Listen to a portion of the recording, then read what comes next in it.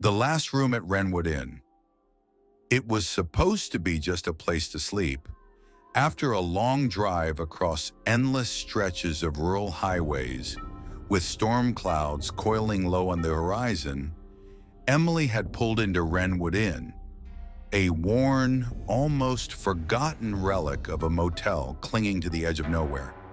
The neon sign outside blinked lazily. VACANCY. Inside the tiny lobby, a man with watery gray eyes handed her a brass key attached to a cracked leather tag. Room 6.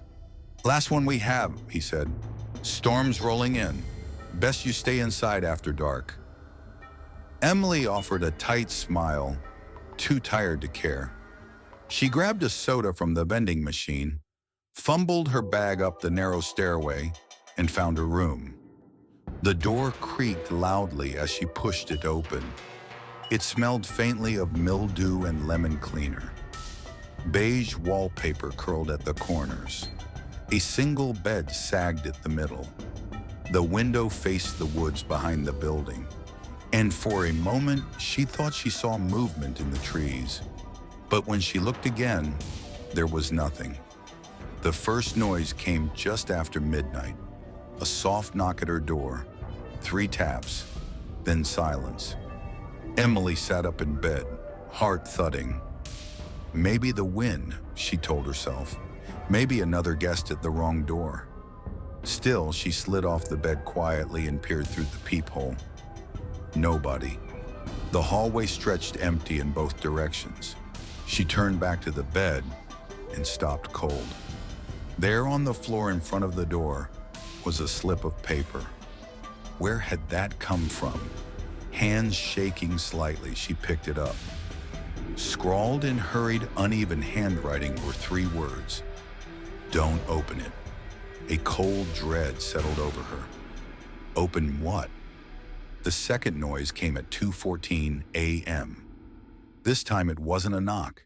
It was a scraping sound, long and slow, like nails dragging across the other side of the door.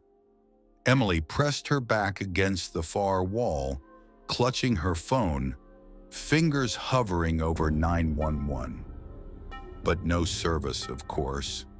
Wrenwood Inn might as well have been built on the surface of the moon. The scraping continued for several agonizing minutes, then stopped. Again, she checked the peephole. Again, no one. But when she looked down, another note had appeared. "Don't answer it." Answer what? The third noise came at 3 a.m. It was a voice, soft, whimpering, a woman's voice. "Please, please help me." Emily's chest tightened. The voice was right outside her door, barely a whisper but thick with pain. "Please, it's so cold." She pressed her eye against the peephole.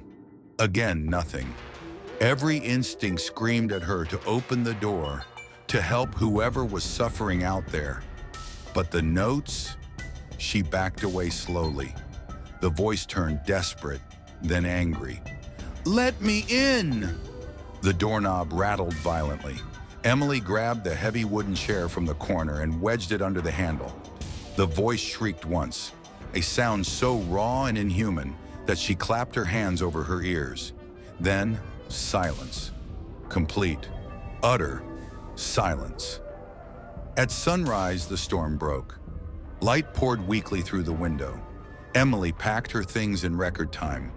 She fled down the stairs, heart hammering, not even bothering to check out at the desk. The lobby was empty anyway. Outside, she shoved her bag into her car and turned for one last look at Wrenwood Inn. That's when she saw it. From the second-floor hallway window, the one right outside her room, a woman was staring at her, not standing, hanging. Her face was twisted, lips torn back from her teeth, eyes bulging. The noose around her neck creaked as it twisted slowly in the morning breeze. Emily screamed, slammed herself into her car, and tore away down the empty highway, tires squealing on wet pavement. She didn't stop driving until she reached the next town. Later that day, she told her story to a local police officer. He listened quietly, then nodded grimly. Wrenwood Inn's been abandoned for almost 20 years, he said. Closed after a woman was found dead in room 6, hung herself in the hallway. Guests started reporting. Strange things. No one would stay. Owners shut it down. Emily felt the blood drain from her face. But the lights were on, she whispered. The man at the front desk. The officer shook his head. There's no electricity out there. Emily never drove that road again. But sometimes late at night, when the wind howled against her windows, she would remember the notes, the knocking, the pleading voice, and she would wonder, what would have happened if she had opened the door?